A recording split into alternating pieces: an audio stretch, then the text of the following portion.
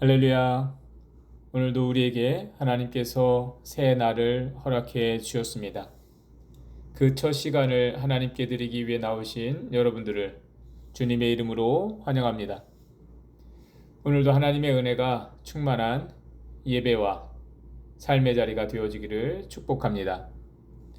오늘 말씀은 예레미야 27장 5절에서 13절 말씀입니다.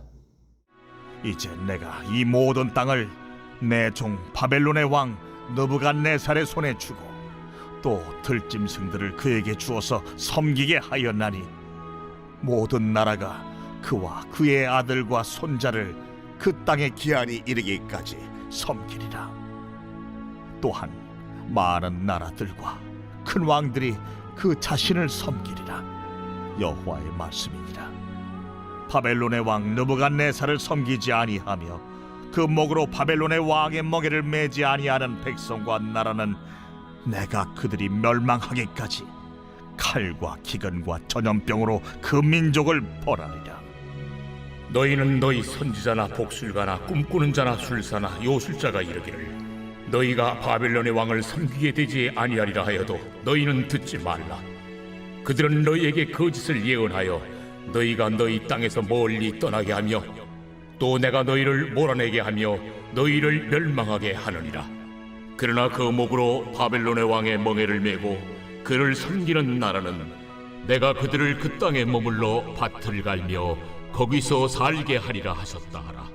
여호와의 말씀이니라 하시니라. 내가 이 모든 말씀대로 유다의 왕 시드기야에게 전하여 이르되 왕과 백성은 바벨론 왕의 멍에를 목에 메고 그와 그의 백성을 섬기소서. 그리하면 사실이라. 어찌하여 당신과 당신의 백성이 여호와께서 바벨론의 왕을 섬기지 아니하는 나라에 대하여 하신 말씀과 같이 칼과 기근과 전염병에 죽으려 하나이까? 오늘 예레미야 27장 5절에서 13절 말씀을 통해서 겸비해지는 자리로 나아가라, 겸비해지는 자리로 나아가라 라는 제목으로 말씀을 증거하겠습니다. 창세기 14장에 보면 아브라함이 소돔에 살던 조카 롯을 구한 이야기가 나옵니다. 소돔이 전쟁에서 패하여 약탈을 당하게 되었는데 그때 롯도 그의 모든 것을 빼앗기고 사로잡혀가게 되었습니다. 아브라함이 그 소식을 듣고 자신의 종들을 데리고 가서 약탈자들을 쳐 물리치고 롯과 그의 재산 뿐만 아니라 소돔 왕이 빼앗긴 사람들과 물건들도 되찾아왔습니다. 소돔 왕이 아브라함을 맞이하며 말하기를 물건들은 모두 아브라함이 갖고 자신의 사람들만 보내달라 하는 것이었습니다. 그때 아브라함이 말하기를 당신에게 속한 것은 실 한 오락이라도 취하지 않겠다는 것이었습니다. 그 이유는 아브라함이 소돔 왕 때문에 큰 부를 이루게 되었다라는 소리를 듣게 될까봐 였습니다. 아브라함이 비록 자신의 땅이 없이 떠도는 나그네였지만 그는 하나님의 보호하심을 얻고 사는 자였습니다.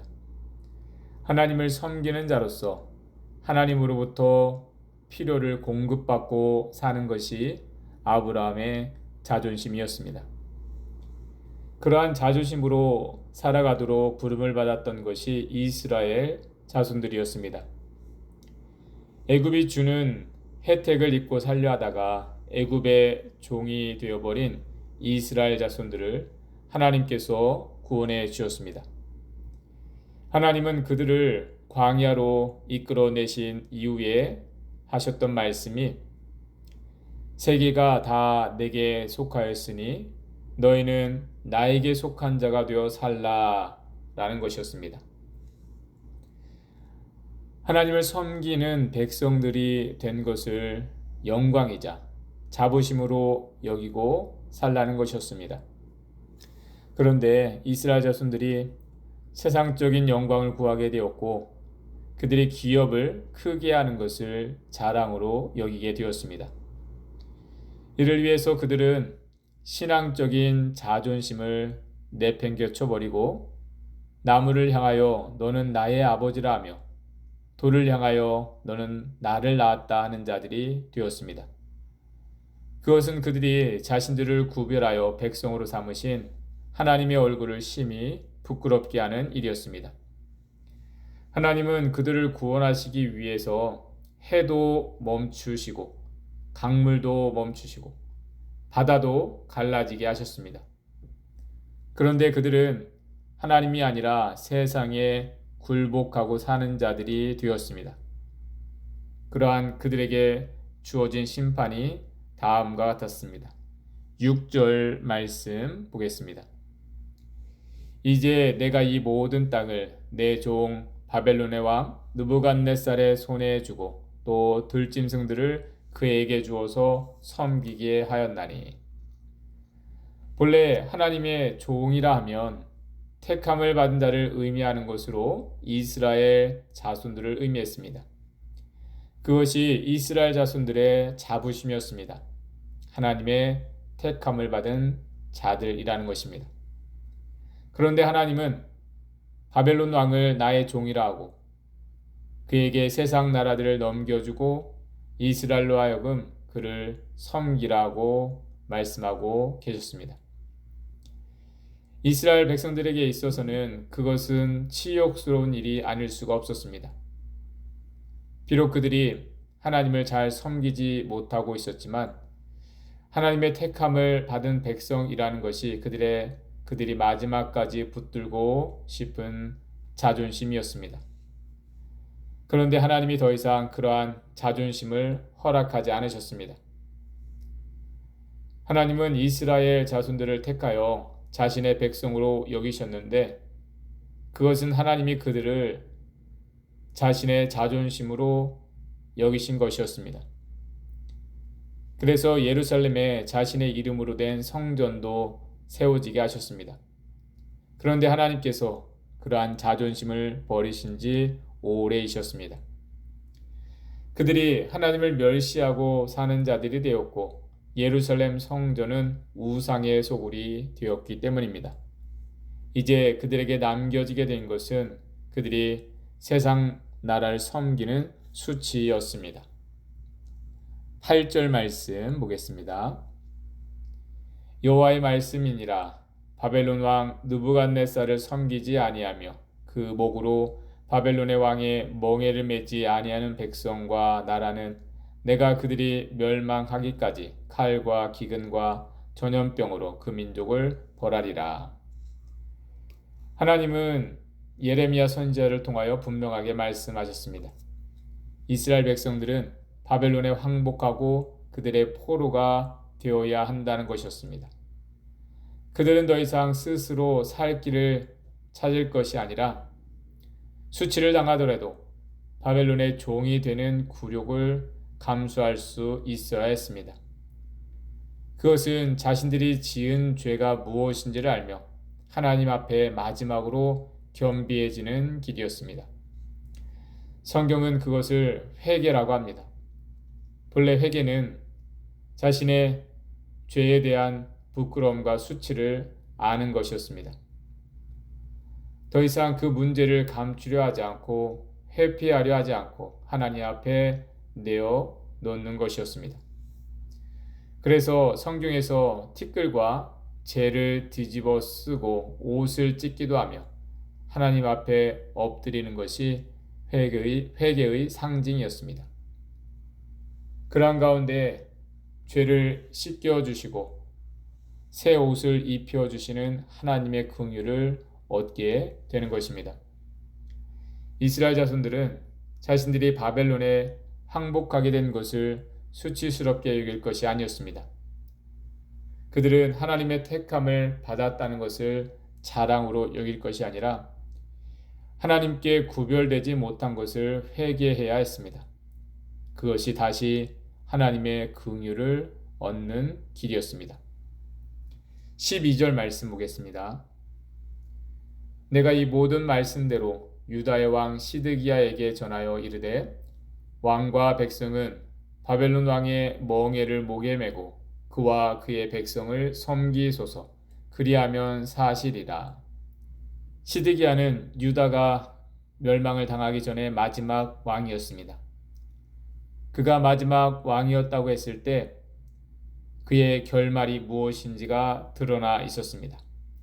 곧 그가 헛된 자존심을 고집하며 끝까지 바벨론에 항복하기를 거부하고 있다가 무력으로 멸망을 당하게 되었던 것입니다. 그러한 가운데 예루살렘 성전이 불에 타고 무너지게 되었습니다. 그리고 시드기야 왕은 자신의 아들들이 눈앞에서 죽임을 당하게 되었고 자신의 두 눈이 뽑히게 되는 비참한 결과를 맞이하게 되었습니다.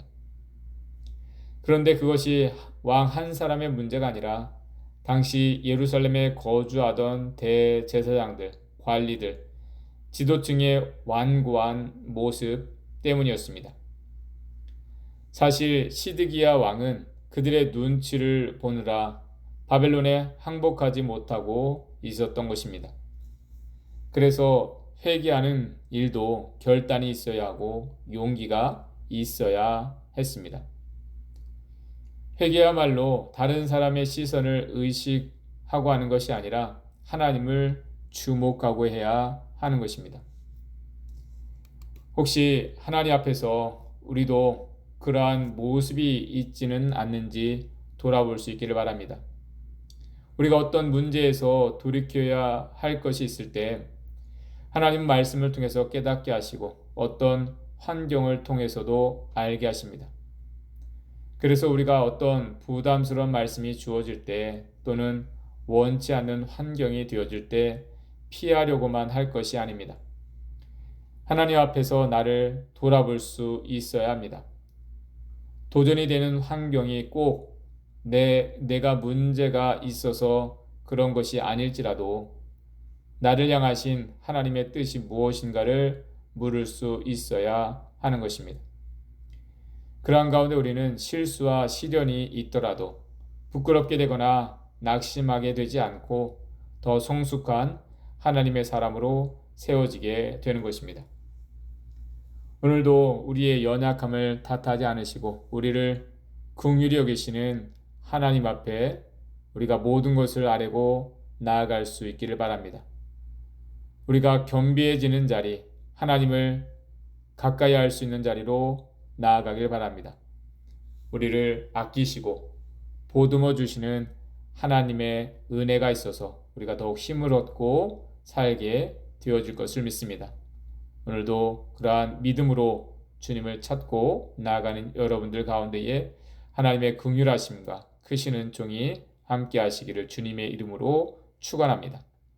기도하겠습니다. 사랑의 주님, 오늘도 이 새벽 우리가 겸비한 마음으로 우리의 연약함을 아뢰고 주님의 긍휼을 구하며 도우심을 구하며 은혜를 구하며 나아갑니다.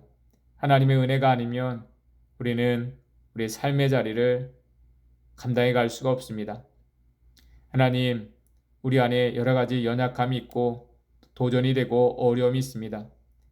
그러나 우리가 하나님의 은혜로 긍휼히 여겨주심으로 우리가 그 모든 환경들 감당해 가게 되는 줄 믿습니다.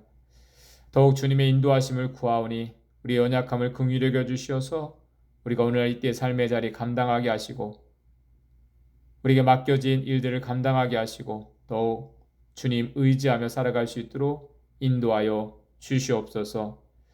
우리 모든 각 가정 위에 삶의 자리에 하나님의 선하신 뜻이 나타나게 하여 주시옵소서. 힘들고 어려운 일을 우리가 만나게 될 때 그 가운데서도 겸비해져서 주님의 뜻을 구하고 하나님의 인도하심을 받는 저희들 되게 하여 주시옵소서. 오늘도 그러한 믿음의 고백으로 주님을 찾고 나아가는 교회와 성도들 가운데에 주의 성령으로 함께하여 주시옵소서. 감사드리며 우리 주 예수 그리스도의 이름으로 기도드리옵나이다. 아멘. 오늘 우리가 함께 기도할 제목입니다.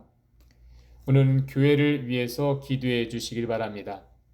주님은 우리가 자신의 교회가 되도록 부르셨습니다. 우리가 그 부르심을 따라 살고자 할 때 샬롬 교회를 이루게 되었습니다. 교회 사역에 필요한 손길이 채워질 수 있도록 환경이 잘 구비될 수 있도록 무엇보다 교회의 모든 사역 가운데에 성령의 역사하심이 있도록 기도해 주시기 바랍니다. 마지막으로 자녀들을 위해서 기도해 주시기 바랍니다. 자녀들이 하나님을 알고 하나님의 뜻을 구하며 살게 되기를 기도하시고 교회가 믿음의 자녀들을 세워가는 사역을 잘 감당해 갈 수 있도록 교사와 사역자들이 잘 세워줄 수 있도록 함께 기도해 주시길 바랍니다.